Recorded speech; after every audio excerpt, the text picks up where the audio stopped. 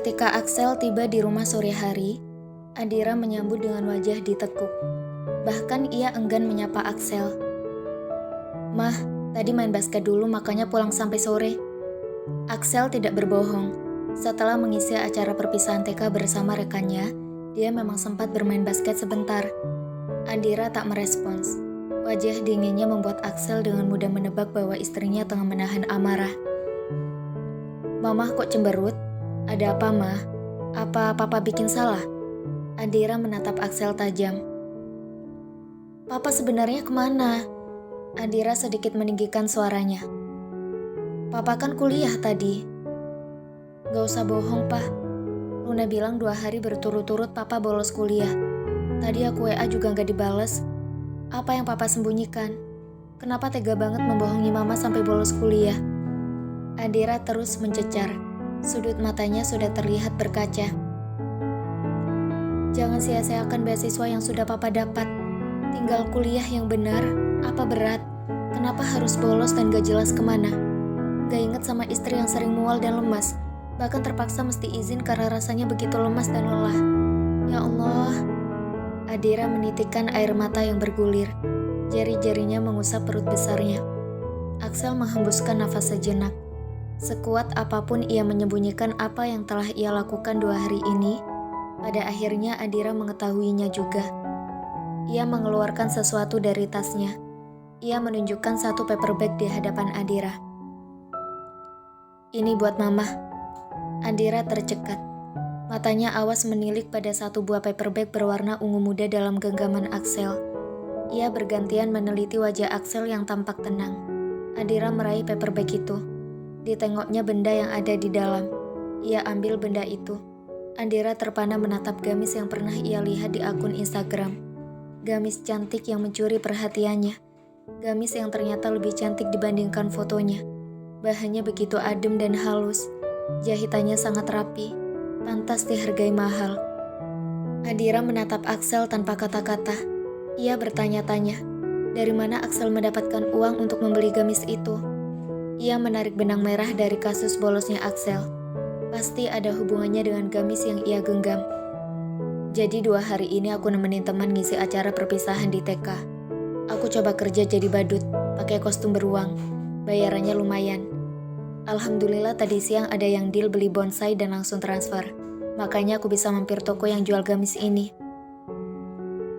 Andira tersentuh mendengar penuturan Axel yang terdengar begitu polos senada dengan raut wajah inosennya. Andira merasa bersalah karena telah berprasangka buruk pada Axel. Tanpa ia sadari, bulir bening itu jatuh. Tangisnya pecah. Axel terpancing untuk memeluk istrinya. Andira semakin terisak dan membuat Axel merasakan terenyuh hingga tak sadar air matanya ikut mengalir. Ia menangkup kedua pipi Andira seraya menyeka air mata sang istri yang masih membasah. Axel mengecup kening Andira bertubi-tubi. "Maafkan aku ya.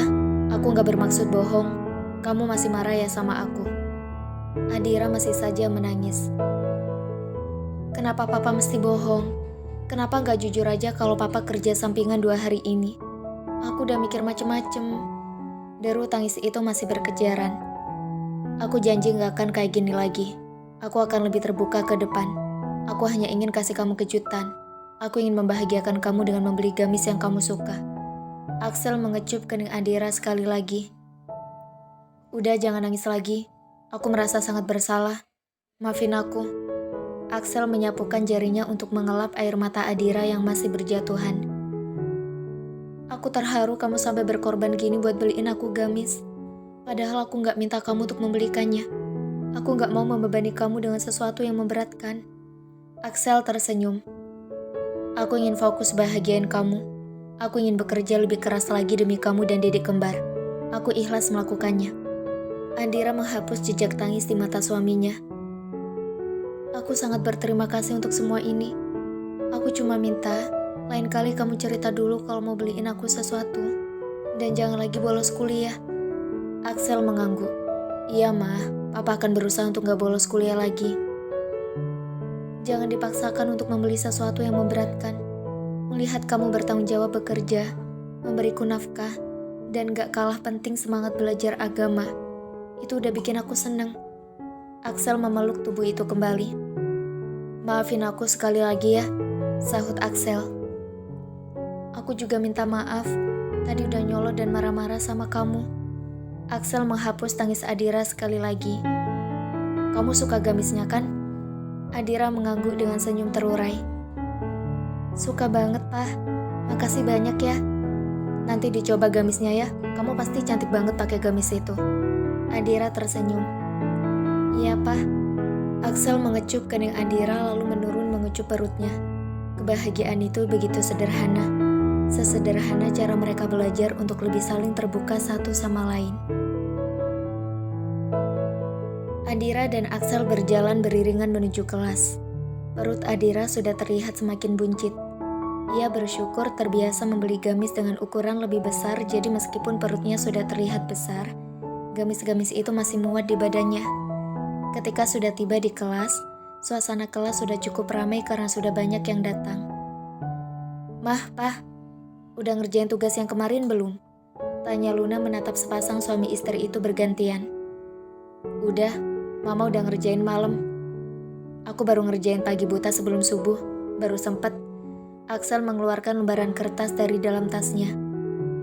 "Keren kalian, meski aktivitas banyak, soal tugas tetap bisa on time." Luna berdecak kagum. Aku nyontek ya." Devano mendekat ke arah keduanya. "Ini nih, tipikal mahasiswa ogah mikir dan jadi parasit di mana-mana. Apa-apa nyontek, apa-apa nyontek. Harusnya kamu malu. Mama papa aja yang sudah punya tanggung jawab lebih bisa bagi waktu. Kamu gak ngerjain, emang ngapain aja?" Luna geleng-geleng kepala. "Gini nih, mahasiswa tipe main judge dan nyinyir. Emang cuma mama papa aja yang punya kesibukan? Aku juga punya lah, aku kan punya kerjaan sambilan juga." Devano mengambil tugas milik Axel. Seketika Luna mencibir. "Ya semua orang juga punya kesibukan. Kamu gak ngerjain tugas emang karena gak memprioritaskan tugas. Kalau kamu niat ngerjain, pasti selesai kok." Balas Luna sedikit ketus. "Ketus amat, ribet amat ngurusin hidup aku," seloroh Devano dengan tampang cemberut. "Itu artinya Luna peduli sama kamu, Cie." Dito yang tengah asik berselancar lewat smartphone pun tertarik ikut nimbrung. "Cie," teman-teman yang lain yang tak tahu permasalahannya pun asal aja lata mengikuti Dito. "Ih, apaan sih?" Luna mengerucutkan bibirnya. "Oh, kamu ribet ngurusin aku karena kamu peduli sama aku. Makasih deh kalau gitu." Devano nyengir lalu tertawa sembari mengangkat kerah bajunya. Yang lain tertawa dan sebagian bersorak meledek. Sejak teman sekelas mereka ada yang menikah, yang lain terbawa bapernya dan main jodoh-jodohan, ledek-ledekan. Siapa tahu akan ada pasangan lain yang menyusul Adira dan Axel. "Pah, kayaknya bisnis jual beli tanaman hias makin lancar. Kemarin aku baca status WA-mu, selain tanaman hias, sekarang lagi getol bisnis ikan hias juga. Keren banget sih, Pah. Ajarin aku bisnis juga." Dito duduk di hadapan Axel. Axel tersenyum lebar. "Alhamdulillah, pembeli ikan hias gak cuma dari dalam negeri. Orang luar negeri juga banyak yang minat. Aku bakal serius buat nerusin usaha ini. Soalnya aku mikir, aku masih kuliah, kandungan mama juga makin besar. Kadang gimana ya kalau harus bolos kuliah atau urusan terbengkalai karena pekerjaan, sementara aku harus mempertahankan IP 3, syukur-syukur meningkatkan biar beasiswaku gak dicabut. Aku juga khawatir kalau sering ninggalin mama sampai malam. Jadi pekerjaan seperti ini yang paling fleksibel buat aku." Axel melirik Adira. Adira membalas dengan senyum. Dito, Devano, dan Luna tersenyum dan bangga dengan sikap dewasa Axel. Mereka tak menyangka teman mereka yang selengean bisa berubah begitu dewasa dan bertanggung jawab. "Kalian ini selalu bikin baper. Perjuangan kalian patut diacungi jempol," timpal Luna. Tak lama kemudian, Shesa dan Shiva datang mendekat. "Ada kabar baru teman-teman. Kabar yang sangat membahagiakan," celetuk Shesa seraya menempelkan kedua telapak tangan di wajahnya. "Kabar apaan?" Devado mengernyitkan alis. "Dosen kita yang ganteng, yang sebentar lagi masuk kelas ini, mau punya baby karena sang istri sedang hamil. Aku kan stalking IG-nya. Pak Saha posting nasi goreng masakannya. Captionnya, spesial buat yang lagi ngidam. Shesa menjelaskan detail. Alhamdulillah, aku ikut seneng dengarnya. Alia belum ngasih tahu ke aku. Om Rega sama Tante Diandra pasti seneng banget. Andira tersenyum senang. Ia ingat saat Alia berbincang dengannya di telepon dan mengungkapkan kesedihannya karena tak kunjung hamil. Rasanya dia ingin segera menghubungi saudara sepupunya itu untuk meminta konfirmasi kenapa ada kabar gembira tapi tak cerita. Pak Saha datang woi. Januar berteriak ke segala penjuru. Semua yang ada di kelas kembali ke kursinya masing-masing.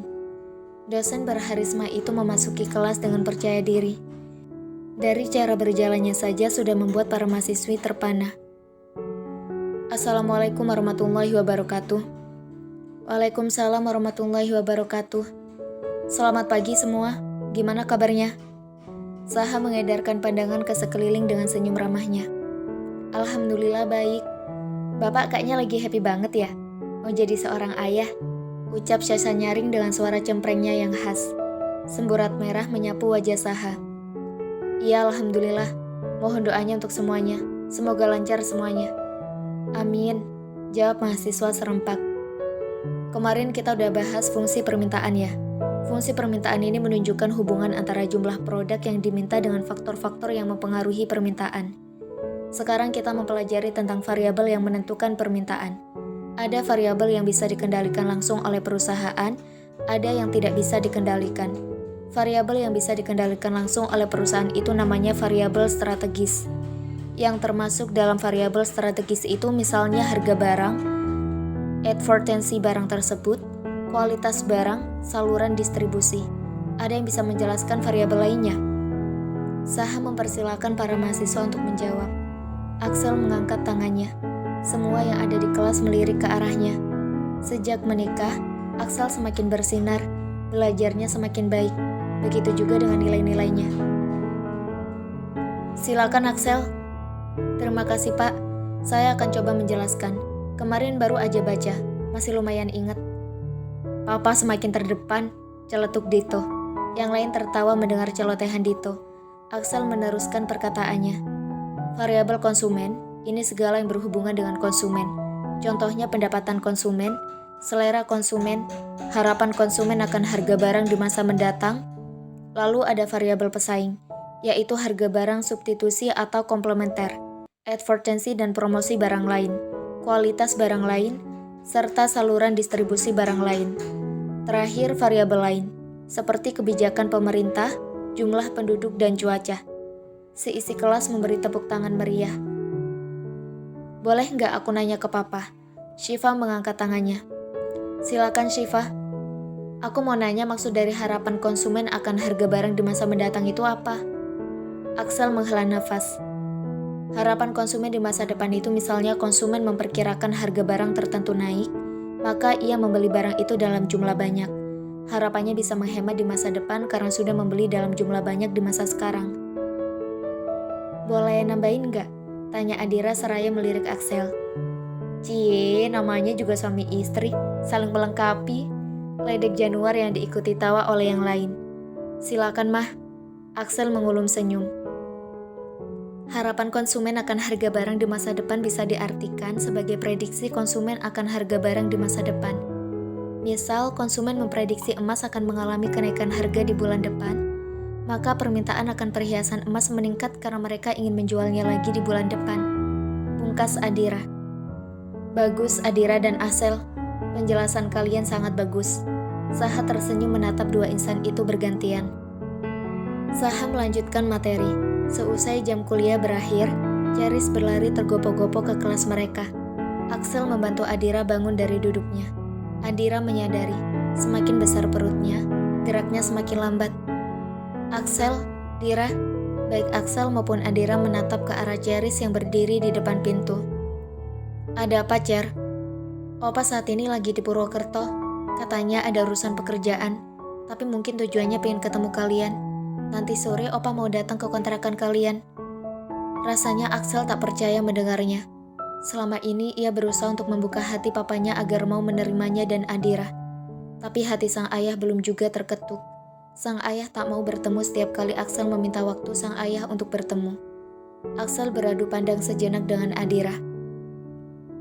Alhamdulillah akhirnya papa mau ketemu. Axel bernafas lega. Sebelum pulang ke kontrakan, Axel dan Adira menyempatkan mampir membeli makanan dan lauk spesial untuk menyambut kedatangan ayah mereka nanti. Keduanya bersyukur karena sang ayah terketuk hatinya untuk menemui mereka.